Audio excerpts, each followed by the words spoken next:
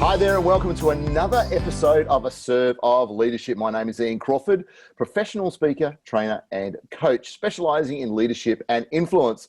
Joining me again this week, like every week, is the very popular Ash Dashludi, leadership coach and consultant. Welcome back, mate. Crawls, how the hell are you? You happy I got through that section? You think by now we could do it just straight away, couldn't you? But nope. Absolutely not. Yeah, but no one will know that this is take 15 for you. Yeah, thank you for keeping the number low. I appreciate that. So, mate, let's get straight into it today. It's your turn to talk about what topic? Sure. Okay. Well, one of the interesting things that has popped up for me over the last little while is a number of leaders actually talking about this sort of ever-increasing pace and world that they're in and how there's always a lot going on. So I thought that today we could actually have a bit of a talk about what are some of the little tips and tricks that you can do to, I don't like using the term time management, but actually to better, focus and utilise your time in this ever-increasing or ever fast-paced world that we live in. What do you reckon? I think it's a great one. One of the conversations that we've had since the shutdown and people working from home is they've actually increased their work hours. Initially, I would have guessed that they're going to reduce it because there's so many distractions. But what they've found is they can go have dinner and they sneak back to the desk. So managing time, managing their priorities and the stuff that we'll talk about today, hopefully will help a few. So your topic, you go first. Number one for me is having that real clarity around your purpose and your priorities. And the reason for that is too often people are really good at managing and processing tasks, and we'll be chatting to leaders and you just sort of watch them through their days and all these things, these interruptions, stuff jumping onto their desks, new priorities all popping up at any time. And if they don't have a clarity around what it is that is most important for them and what it is their individual or strategic priorities, then it's very easy to be caught up in the minutiae of tasks and elements that people need to execute. Mm-hmm. So actually having that clarity is, I find, critically important. And then, of course, often you still need to embed little review points and checkpoints to make sure that you're actually aligning against that. So that's my number one. That's priorities and purpose. I think the real key thing is there, and you mentioned it sort of twice, which I think is great, is in different ways. I'm not saying that came out completely wrong.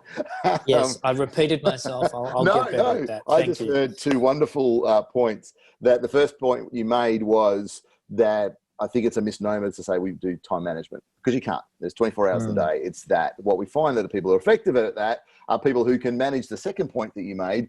They can manage their priorities better, not their time. And I think you're spot on in regards to our leadership group really clearly defining what is the really key things that they should be doing. Now, when we say that, that sounds really obvious. Yep. But what I'm sure I'll be interested to see if you agree as well is that what I find is when I talk to leaders is as they progress through the ranks, they take stuff from the lower ranks that they like doing and take them with it to the next rank level and so on and so on. And so I've met some CEOs and some GMs who are doing work and tasks that a supervisor, a frontline person shouldn't be doing, let alone a GM. But because they like it, they feel comfortable with it, and makes them feel good, they continue. So one of the really important things that I think that all our leaders to do is, following what you've said, is to really make some real clear decisions around how they use their day. Not necessarily about what they love and they find easy, but what's going to have the greatest impact. Because the human brain will go to stuff that they like doing, not necessarily what they need to do. And in this time of, challenging priorities and constant knock at the door and interruption with email, be able to manage those priorities and continually focusing on those things that you really need to do that get the very best for your team and your organization is a challenge. And it has to be done. I'm going to tell you, 27 things went through my head just then. So I think I could actually see them on your face as they were going through. I need to manage my thoughts as well as my time. Some of the recent work that I've been doing with leadership groups and talking to them, I'm up to a point where some of my senior leaders doing work, about 30% of their work they really shouldn't be doing. So it shouldn't be a priority for them. And this comes from a guy who isn't the technical expert about what they do. You walk through and go, why are you attending that meeting? Oh, I always have. Well, that's a terrible excuse. All right. I do this because I like doing it. Well, I understand you have to do stuff that you like doing, but we also have to balance it out with stuff that you need to do. And what you tend to find is if you continue doing the stuff that you need to do, you become good at it and you continue to do it and you like it. So it's not too bad. The second point about what we've been talking about there around decide what's important, if you get real clarity around that and understand what I shouldn't be doing as a leader, that when things fly at us, people bashing at the door and go, hey, boss, or coming in to talk to us, or something appears on our emails. If we have this clear list of high priority activities, we then can do some comparisons with the stuff that floats around the outside. So the new stuff comes in, we go, hang on, is this new stuff more or less important what I've said I need to do? Yeah. And so make the decisions that way. And in doing so, we make the decision based on logic and what's best for the business rather than emotions. Because if we rely and lean on emotions, we're going to do that stuff that makes us very reactive because it makes us feel good. We tick things off our checklist and away we go again. And we get that dopamine hit and away we go. So I think there's multitudes of reasons why we should be sitting down as leaders and just going, okay, what are the high payoff activities? What's the stuff that really makes an impact? And then focus on that. Yeah, and I think extending off what you're talking about there, is when you have that clarity of those priorities, you can then undertake the audit piece. So if you're talking to senior leaders who are still doing things that they were doing, many years ago, or attending meetings, because that's what they've always done, they actually haven't taken the time to audit against the clarity of priorities. And an interesting example just recently was I found myself doing a whole chunk of work over the weekend for a little not-for-profit board that I was on. And as I was sort of sitting there until about, I think, 1 o'clock in the morning, I actually had a bit of a think about some of the challenges that are going on for me personally in terms of we've got some family ill health issues and things like that. And I actually stopped and thought, well, hang on. If in 6 months' time, I reflect back on the time that I've spent, am I going to wish that I spent more time with my family, or am I going to wish that I spent more time, working on this good cause? And it became very clear to me then, actually, that even though I really want to help out, it just wasn't the right time. And I actually had to then make a decision, which I emailed the president on Monday morning and said, actually, I need to resign because I want to make sure that I'm focused on allocating my time to the things that are most important. So I think with that clarity, it allows you to do that auditing process that you spoke about. That's good, isn't it? Right. And as someone who's got older kids now, that time and that opportunity to spend time with your, I was going to call them medium-sized kids. Your kids. They are medium-sized kids. Because I'm a medium-sized person and my kids are as big as me, even though they're young. So they are medium-sized kids. They have better hair than you have. Well, that's probably true. Yes, that's true. One of your sons got great hair. I haven't met the other one for a while. So, well, come on then. You give me one now. That's my turn. All right. The next one is chunking out time. So once we made some decisions around what the highest priority activities that we need to be doing, is that we need to then put them in our diary and lock them in. And so therefore they become locked in stone and they don't get moved.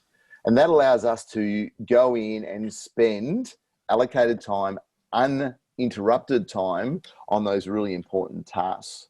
And it's really interesting. I'm starting to see a real shift within the industry that we spend a lot of time in the mining industry. One of the organizations I work with is that two things they're doing with their frontline leaders at the moment and progressing up is they're getting them to chunk out chunks of time to do those really important stuff. Those safe leadership walks around site, making sure everything's safe. They don't just do it when they get time now. They go, it's locked in for this time. I'm doing it now. And it has to be something very significant for them not to do that. Now, here's the other interesting thing that I think is a significant change is it's actually a KPI and they're getting performance managed on that, about how well they're doing the stuff they've locked in place.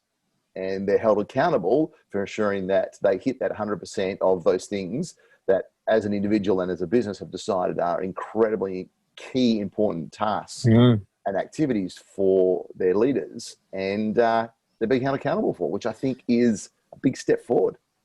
Absolutely. And I guess what I like about that as well is it's a demonstration of that, I guess that chunking out or carving out of time can happen at both an individual level, but if you have the right, I guess, systems or culture in place, you can also do it potentially at a team or organizational level. So I know some businesses are actually aligning their meetings across the entirety of the business so that they all have the same 8 o'clock meeting across every office or every site in the world at that same point. Wow. So that there is, all of them. I guess it cuts out some of the overlaps and the gaps that happen, right? Is that we all know at the same time we're having this meeting and we progress on from there. Or another group actually working with, and I still love this, he actually sat down with his team and said, look, there are important things that we need to do. So what about if we all aligned that into a particular day? And they now choose one day a week where they're not allowed any internal or external meetings, and all they do is they focus on doing deep, valuable work at that time. So that there is that alignment around, I guess, that chunking of time that you talk about, that we minimize the distractions. We create the opportunity for us to increase the value and focus on doing important things. It's a great little tip. And I think also, now that you've said that, I think we're probably talking about the same organisation, because that's what they're doing. They're saying, well, hang on a second, we've got some alignment. Why don't we align them all at the same time? And the second thing that I thought was really good about what this organisation is doing is they're promoting their calendars. So the people on their team know that at Wednesday afternoon at 1 o'clock, this is where the leader will be. And therefore allows the team to make decisions of, do I need to interrupt them or can it wait? And I think that's a really key thing. And also especially that frontline leadership, that reduces the guilt of not being seen. So therefore their team thinks they're not doing anything. So I think there's some really interesting things there. And it's quite interesting because it's something that you and I have been talking about to these organizations for 10 years and finally got to a point where they're actually implementing it across globally, as you've just Absolutely. I love the idea that, the focus around where people spend their time is not just on an individual level, but on a team level and a system level as well, which is, I think, very advanced. So that's great. Yay, finally. All right, your turn now. Oh, dear. Right. Okay, so number 2 for me is really around, I guess, the idea of being mindful of your mindset, right, and watching your mindset. And so what I mean by that is that similar to the story that you mentioned around people getting a little bit dopamine addicted around, achieving things and getting stuff done. And my favorite stories, I still remember coming across a leader one day where they were actually doing things and then writing them on their to-do list so they could then tick them off their to-do list.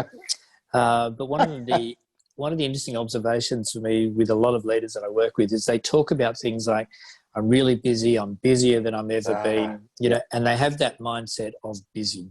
Right? Whereas if you can challenge that and in particular listen to the language, I don't have time to do this, or there's too much on my plate, what that does is it actually starts to shape your perception around things being based on stuff, I guess, that's outside of your control and things are being thrown at you, rather than it being, okay, well, where is the most important use of my time and where should I be spending it?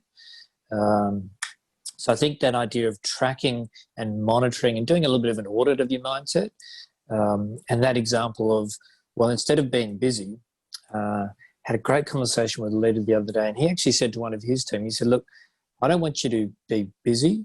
What I want you to do is to be constantly just doing the most important things. And he said, I understand sometimes there's an urgent thing that needs to come in, but make sure that you are doing the most important things as often as possible. And it was interesting because as you look at that, it was almost like their mindset or their thinking changed straight away. And they went, oh, yeah, okay. And things didn't seem as rushed and things didn't seem as kind of pressurized. It's okay, well, hang on. Am I doing the most important thing?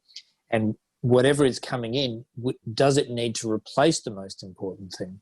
So I think being able to monitor that mindset links back into that first piece. Is to be able to do that, you need to be clear around what is important for you.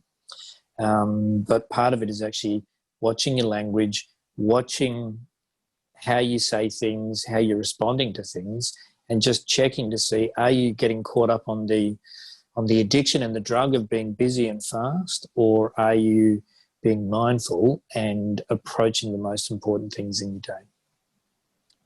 That I could work with a CEO who took it one step further and probably slightly different to the leader that you gave an example of. She told her senior leaders at the moment that she never wants to hear them say, "We're really busy," ever again. Yep. Because her idea is, well, hang on, we're all busy. My question to you is, what are you busy doing? And that's the conversation I want you to have.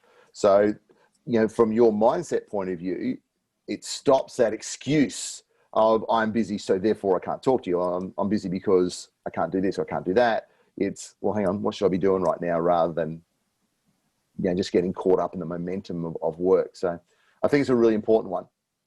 Well, and also if you think about the message that it sends externally as well. So if you've got one of your team coming up and you go, look, I'm really busy doing stuff, subliminally what that actually tells them, or subconsciously what that tells them, is what I'm doing is more important than the interaction that we're about to have or we were going to have. Yeah. And sometimes that may be the case, but without sort of being mindful and checking in as whether their challenge is more important at the moment, then it becomes a real relationship breaker. And the latest research I read a few weeks ago, that only when people say, oh, I'm so busy, but then the research shows us that most people are only engaged in their work around 46% of the time of their work day. So what's happening around the other time for these people? And like you said, it's busy work, not necessarily impactful work type stuff. So, and there's some scary stats around people checking Facebook and all that sort of stuff. So that's what they're doing. So in regards to following on from what you've just said, from a mindset point of view, is the important fact, and be ready for this, leaders, is you're not going to get everything done. There's going to be a point where you just got to switch off. Sounds obvious, once again, but both of us have seen leaders, and probably been guilty of ourselves, where we've just gone, enough's enough, I'm pulling the pin on this at the moment. Because like you said, there is way more important things than work, and that's where we should be doing, focusing as well. And just looking after our health, our physical and mental health, to be able to back it up. It's great that you work, 120 hours a week, but you might only be able to do that for 3 weeks and then you collapse. So that's useless for everyone, including you. So I think one of the really important skills that a leader has to get used to is the big fat, no, I can't do it at the moment, or maybe next week, or can we make a booking down the road, or something like that, but not feel guilty about it. And keep going back to this other stuff that we've talked about today to ensure that they're focused. But you got to look after yourself and understand, and do not think for a second that you're going to get everything done. You tick off all that stuff on the to-do list, more stuff will appear. So you got to get really good at knowing when enough's enough and pull the pin. Well, and I think what I like about that is the thinking behind that is actually to understand that these priorities and this clarity of purpose that we're talking about is actually a holistic thing. Yeah. So a lot of the time we talk about, obviously, leaders and their role within their organisations that they work with, or the teams that they lead, but actually we're dealing with the whole individual here, and there's a whole number of things pulling on their commitments. So you need to look at that from a holistic perspective, not just from where you spend your hours at work. That is absolutely correct. And if you have a boss that's doing 120 hours a week, but telling their people, oh, you should go home and be with your family, we've got some hypocritical stuff there, and sending mixed messages like you mentioned before. So now, do you have any tools or tips you can give our leaders as we head home? Yeah, well, I think in terms of practical pieces, I wanted to finish my last little, tip with a practical side. And for me, it really comes down to practice one tool Right? Practice one tool for a couple of weeks and see how it goes. So whether it is, leveraging off some of the conversation we've already had around actually sitting down, taking the time to be clear about those things, right down to, one of my favorites is even just picking meetings. Meetings seems to be such a deeply embedded part of work at the moment, and they can be really powerful if impacted well, if designed well. Mm-hmm. Almost sounds like a good topic for a future conversation. I thought there. I'll write it down. I think one of the ways that you can do that is just audit your meeting process. So if they're scheduled for the automatic, say 60 minutes or 30-minute sessions, just challenge it and challenge the thinking behind it and make it 20 minutes instead of 30, or make it 50 minutes instead of 60, so that you will find that you'll magically start to make back time. Interestingly, when we look at leaders and teams that do that, they end up with the same level of effectiveness because they actually start to be a lot more pointed, a lot more focused in their conversations, but do it with the right meeting. So if you are setting up an opportunity to, brainstorm something and to, or you're developing a team day, don't try and squeeze it down to 60 minutes because you're not going to get the relationship interactions out of it. But everyday meetings and, things that have a high level of frequency, just trim them back. Right? And you'll find that you'll still get the same level of effectiveness, but in a shorter period of time. And the other little tip, which I do love is, and this comes in many different incarnations, but they talk about the 4 Ds, right? So when you're sort of analysing what is sort of fitting into your day and what you are being asked to do, you overlay your 4 Ds of if there's something critically important or there's a crisis, then absolutely do it instantaneously, right? Number one is just do it. Yeah. If you look at it and you go, actually, it is important, but it's not critical for now, well then, look, I'll diarise it, right? As you said before, put it into your calendar, carve out the time to make sure that you do it properly. If you sit down and you assess what comes in and you go, actually, you know what, that's not my best use of time, delegate that off to your team, right? Or to someone who can be more effective than you, who it can be a development opportunity for them, whatever it is, but palm it off if you really don't think you should be doing it or if it's not best use of your time. And then, of course, if you really analyse something, you go, why the hell am I doing this or thinking about doing it, then just dump it, you know, just absolutely dump it. So that, I reckon they're two simple tools, right, in themselves. Use your 4 Ds or do a bit of a meeting audit and see if you can adjust it. Give it a go for a couple of weeks. And then you'd be, I reckon, a little surprised at actually how much time you will create in your days, which of course then, using Ian's advice, either use it for a bit of an opportunity to rest in between or find important things to utilise that time for. And I think you'll be surprised about how much you can really dump and how much work you're actually doing that may have little to no impact on the business, that will allow you to do those extra really cool things that you just listed. So, absolutely. Any other tips before we say farewell? Man, I think I'm done. Thank you. We should move on. Absolutely. Ash and I will be back next week discussing another topic around leadership. If you missed out on our previous episodes, then just click on the link below. It will take you to our YouTube channels and you'll be able to catch right up and get some great content around leadership. If you have a topic or a question that you would like us to look at as part of our episodes, please send that to the contact details below, and we would love to be able to answer those questions or those topics that you'd like us to look at. Thank you, Ash. Thank you, Crofts. Always good to chat. And thank you for joining us, and we'll see you next time.